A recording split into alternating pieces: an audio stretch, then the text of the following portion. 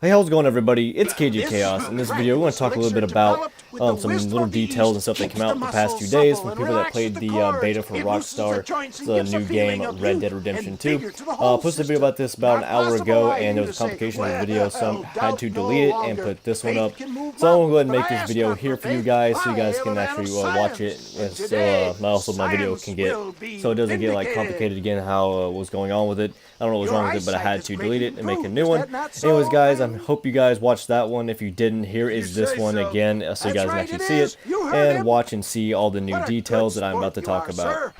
So to start off with, we're going to talk about consequences in game. So all your actions will have consequences in this game, whether it be you shooting someone, you taking someone hostage, you helping someone. It can be anything. Everything has a consequence, and how people actually see you as in bad or good. So go ahead and start off here. So say there's say you have like a fight inside of a saloon or something like that. The barman's actually going to react to you in a worse way than what, say, like you walk in there and he's like, hey, what it'll be. Instead, it'll be like maybe like a day or two. It'll be like, hey, we don't want any trouble again like last time or something like that. So you can be like that for a little bit, or you can be like that the whole game, depending on how bad your action was and how he reacts to you in a more aggressive way. So there was an extremely massive overhaul of the NPCs in this game. They literally, you can talk to any of them. Most of them will tell you stuff that's interesting, help you out in the long run, or something in between, or just like a little light conversation. It doesn't matter what it will be, but you will be able to talk to every NPC that you run into on this game, whether it be a hello or a mission or something like that. So there's been a lot of reports of people that were able to play the game, like there would either be someone big or a company that actually got to go play the Rockstar beta these last few days.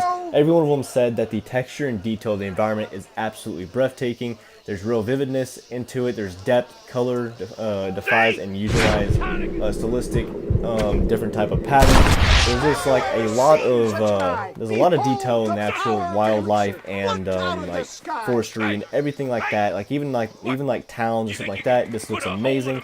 Everything has extremely good detail. It's all bright. Has really good lighting. Everything in it just looks amazing, and they really cannot wait for all of us to actually get in there and play it and have our best take it away because of how awesome this game is going to look. Also, another key point is the weather that's in the game. It won't just be like a bright sky like it usually is on every other game. This game is gonna switch between like dim and then dark and then rainy and sunny. It's always gonna be changing. It's never gonna be the same. The cloud patterns are gonna change. They're gonna form, be something different. They're gonna disperse. There's gonna be mist that hangs heavily or lightly in a valley. There's gonna be wind that uproots like brush, and then also send bits of leaves flying around you. So this game is gonna have a lot of detail.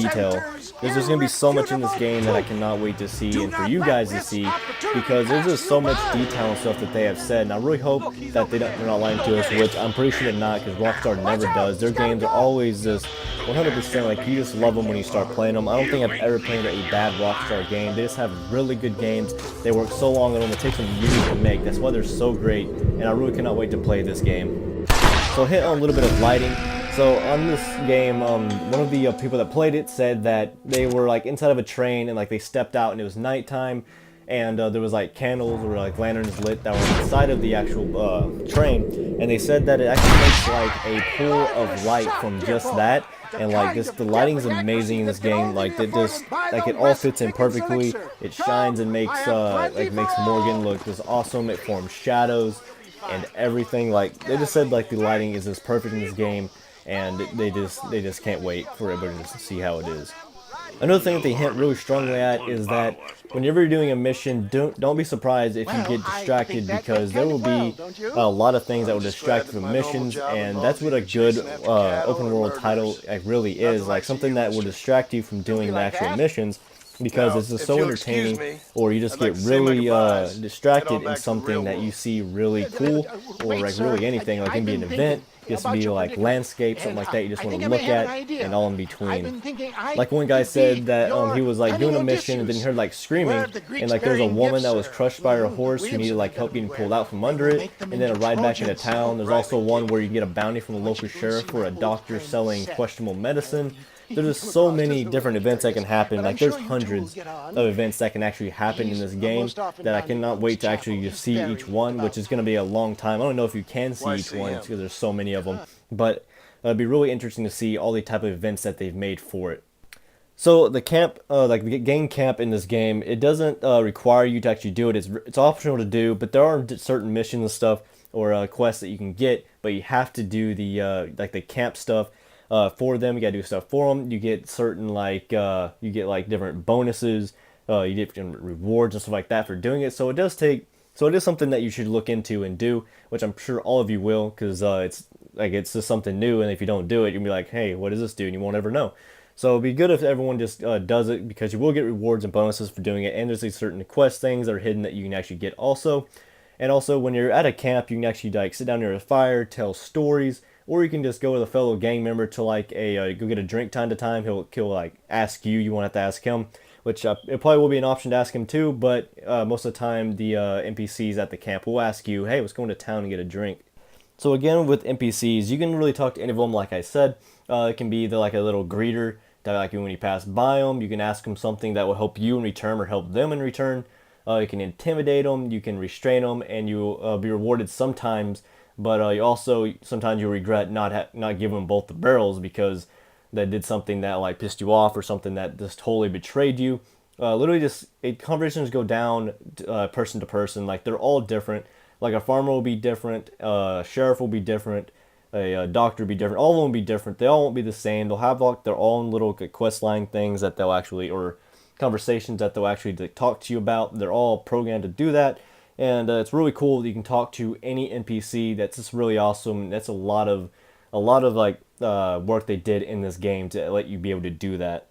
So now I'm going to talk a little bit about weapons. So they made the visual design of the gunfire and guns way better. The bullets depart from the gun with the more of like a bass thump, so that they look or sound really, really well, like way more realistic. They have a few sparks that go out. They have like smoke that goes out. It just makes it look like you're really shooting a real weapon, which is really awesome.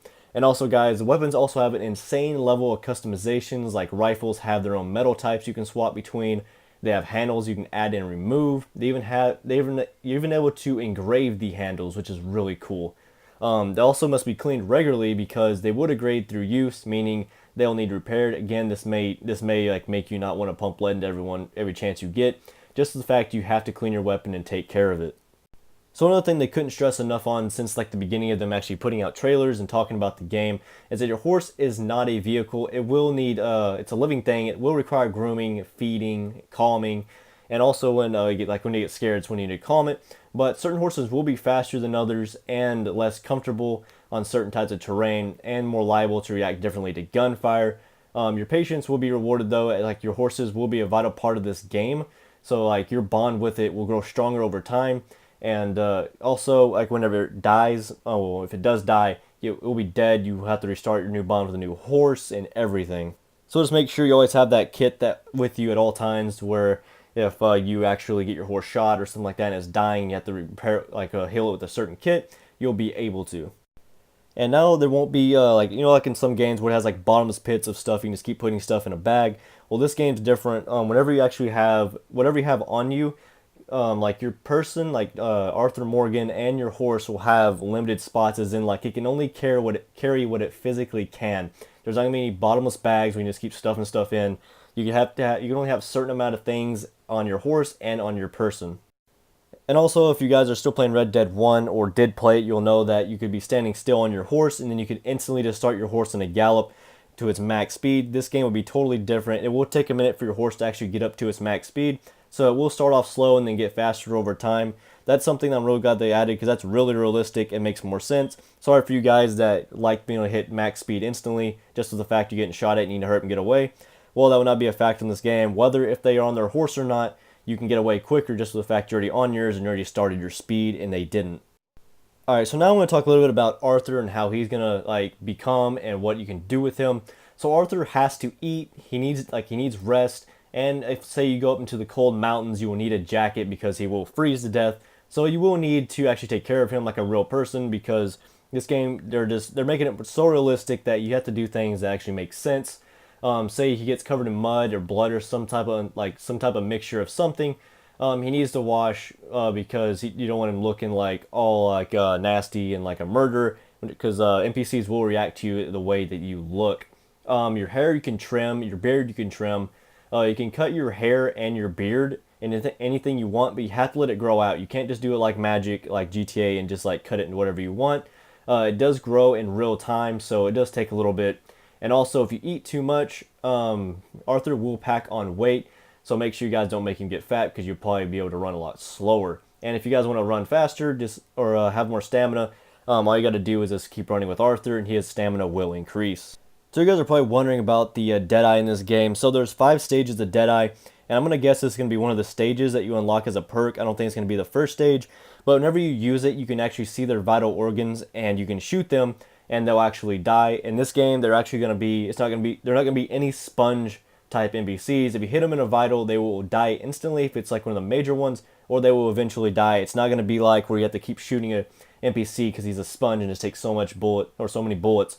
Literally, if you shoot him in a vital, he will die. So that's something really cool I'm glad to put in the game. I've been waiting for a game to do that, to where I can just shoot him in a vital and they'll instantly die. I've been waiting so long to actually have a game like that, and Rockstar's finally doing it. So you guys heard me say earlier in the video, the beginning of this video, that there's going to be hundreds of events that take place during the game. Another example is you can be riding around, and there'll be someone that's bit by a snake, and you can actually go either help him or not help him. But if you help him, you'll like suck out the venom with like your mouth and then spit it on the ground. That's how you help him. That's just another one of the hundreds of events that they actually put into this game, and that's really cool. Like I just wonder what else they've done as in events wise, because that's just really over the top, and I was surprised when I heard about that that's going to be one of the events that actually take place. Alright, so now say that you're going hunting or something like that, and you throw a deer over the back of your horse, and you go and sell the meat. There will be blood on your horse, and make sure you clean that off, because it will attract wildlife, and you really don't want your horse to die by wildlife, because if your horse dies, you lose that horse, you lose the bond, you have to restart all over again.